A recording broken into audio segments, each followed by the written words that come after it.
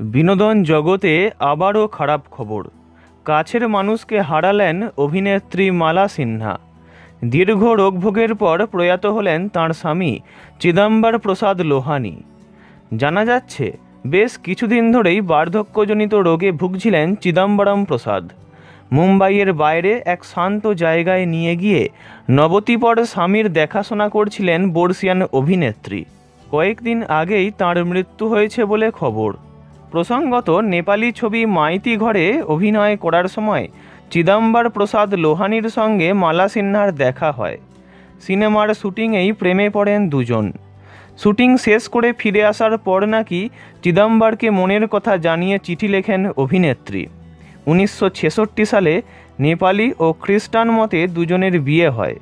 বিয়ের পর বহুদিন নেপালে ছিলেন চিদম্বর। রিয়েল এস্টেটের ব্যবসা ছিল তাঁর, কিন্তু পরে বোম্বেতে থাকা শুরু করেন। তাঁদের মেয়ের নাম প্রতিভা সিনহা। তিনিও একাধিক বলিউড ছবিতে অভিনয় করেছেন। প্রসঙ্গত, 5-এর দশক থেকে 7-এর দশক পর্যন্ত চুটিয়ে অভিনয় করেছেন মালা সিনহা।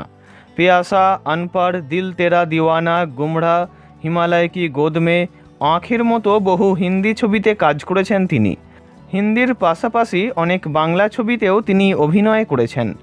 তাঁর বাংলা ছবির তালিকায় রয়েছে কবিতা, শহরের ইতিকথা, পৃথিবী আমারে চায়, লুকোচুরির মতো ছবি।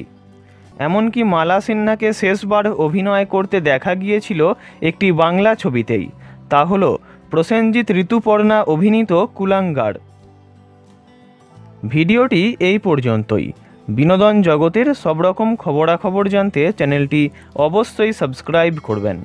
ধন্যবাদ।